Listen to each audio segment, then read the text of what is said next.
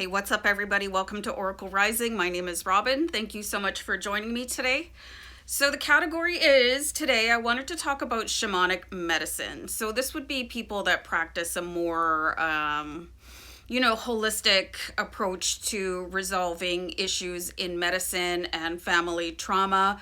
This is completely outside of Western medicine, where a doctor would traditionally prescribe something like a tablet or some sort of surgery, and something that I find to be very, very fascinating. In my studies on my spiritual awakening, I of course ran into shamanic healing, and I wanted to relate this to you guys a little bit because it can really help you either on its own or through like some sort of conjunction with a Western healer.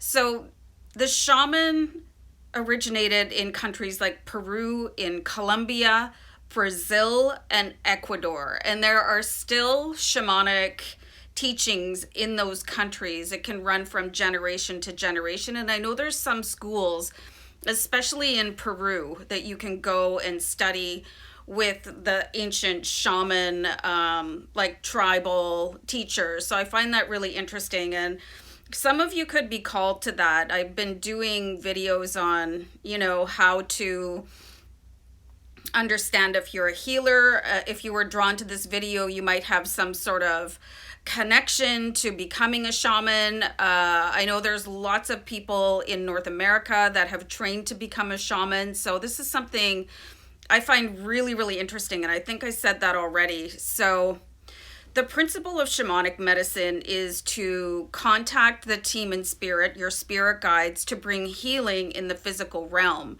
So there are certain ways of doing that, to connecting with the spirit guides. And something else I wanted to mention is that I listen to a lot of Dolores Cannon, and she's quite fascinating. And she mentions being able to communicate with people's higher selves when she had them in a state of hypnosis, and connecting to that higher self to sort of heal and project into the future and stuff like that. So this is something that a shaman would do also. And a shaman can be a man or a woman, whatever gender you identify with. It doesn't have to be a man. It's just the name. It's a shaman, shamanic medicine healer. So something that I do, I listen to Kenneth Suarez a lot, and his last name is spelled Souras. He has a channel on YouTube, and he does tons of meditations. He's also part of the Power Thoughts Meditation Club. And something in most of his meditations is the shamanic drums. So this is part of shamanic healing as well, because shamans can do healing through sound. And there's a lot of history and to a certain degree science behind healing sounds. So there's something very powerful about the drums of a shamanic healer and meditation that can sort of get you into a trance where you can really start communicating with your higher self to bring about a healing that is not necessarily connected to a prescription pad. So I'm sure everybody has their own sort of experience with Western medicine. I'm not a super huge fan of it. I try to avoid it as much as possible. It's been my experience as, time has ticked past in my life that doctors just more and more, they reach for a prescription pad. Oh, do you want a pill for that? Well, what about the root cause of something and resolving that instead of giving me something to mask my symptoms? So shamanic medicine really will look at things in a different way and bring about a healing instead of, kind of resolving symptoms. And there's such a huge difference. So shamanic healing really focuses on healing your soul. And this is done through that communication with the higher self and the team in spirit. And this can be brought about by using psychotropic substances. And it's called, there's a brew that they make. It's called ayahuasca brew. I think I pronounced that correctly, but this is a botanical medicine. This really reminds me of, a vision quest that indigenous and aboriginal cultures would use some sort of psychedelic in order to induce a vision quest. So this is basically being able to reach out and communicate with your team in spirit so that you can see what's going to happen in your life and have a different sort of association and interpretation of what your guides see for you. So, and for me, I find this is a really big reason why psychedelics have been outlawed, because you're able to see things in that state of mind, in that altered state of mind, that you just wouldn't be able to see without them. I've tried certain things in my lifetime. I did grow up in the 80s and things were pretty footloose and fancy free, and some really interesting experiences, and it can be quite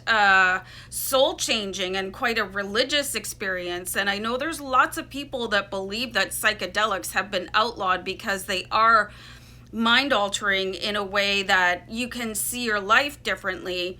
So I know people have way different views on psychedelics, so whatever you think about them is fine. I just wanted to bring that up because I find that really interesting. People on their vision quest and going into sweat lodges and using substances like peyote, and coming out a different person, and seeing life in a different way and understanding that there's something higher supporting you. So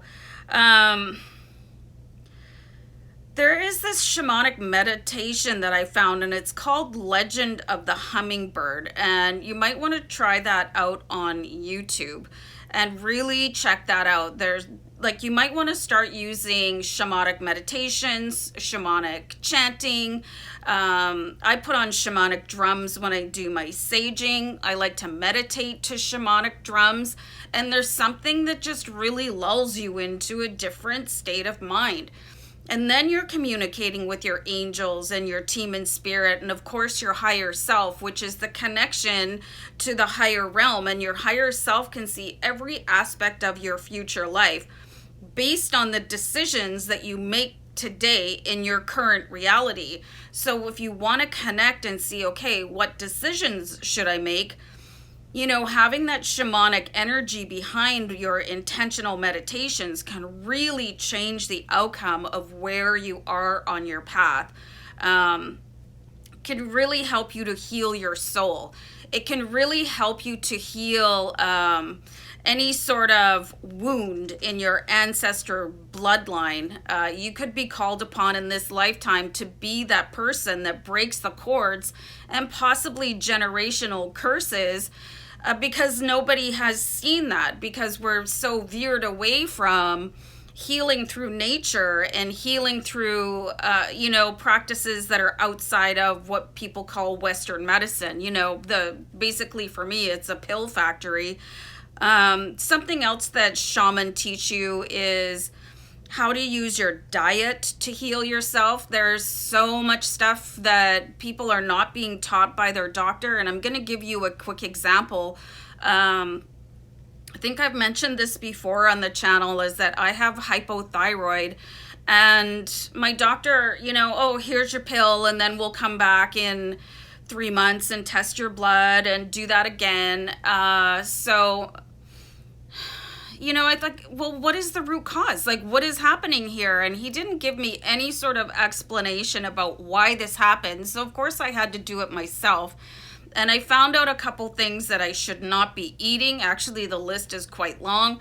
One of them was peanuts is really bad for the thyroid, and it can actually induce hypothyroidism. And meanwhile, that has been my go-to snack for such a long time because it's delicious and crunchy, and and peanut butter on toast and stuff like that. And speaking of toast, gluten was really bad for the thyroid. So I brought this back to my endocrinologist, and I mentioned that to him about, gluten really affects the thyroid. And he goes, well, there's no hard science on that. And I was like, when is the last time you picked up a book? Because there's actually quite a bit of science.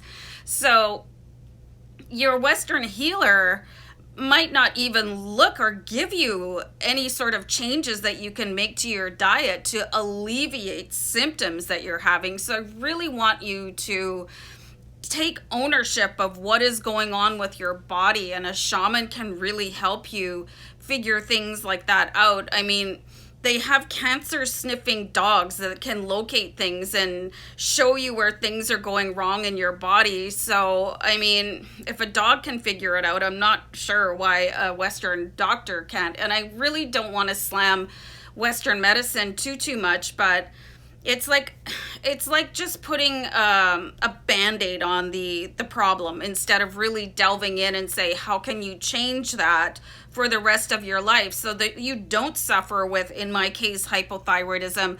And I was extremely ill for such a long period of time and misdiagnosed. So for me, I like to look at natural ways of healing myself, and diet plays a big part of that healing for myself. So a shaman can really help you with that. They can help you plan for the future. Again, this is that connection with the higher self.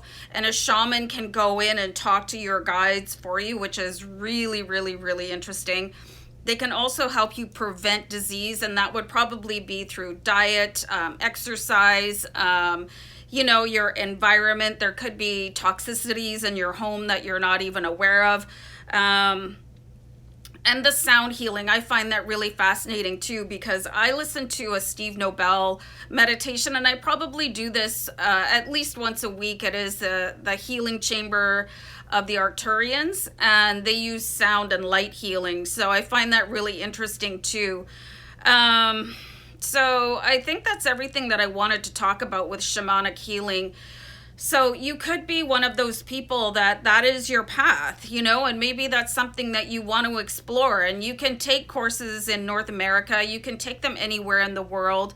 There are locations in these 4 countries that I was telling you about. And most notably, the one that I found was Peru.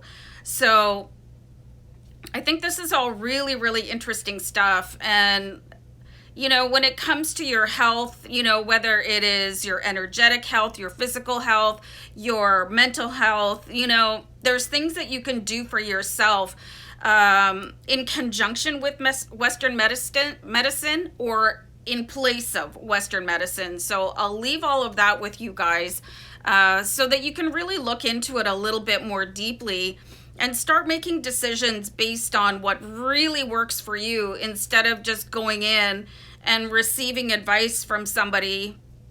They're not always right, you guys. They're not always right. So anyway, guys, I'm going to wrap it up. Wishing you guys love and light. And I just want to say namaste and peace out. Bye for now. Bye.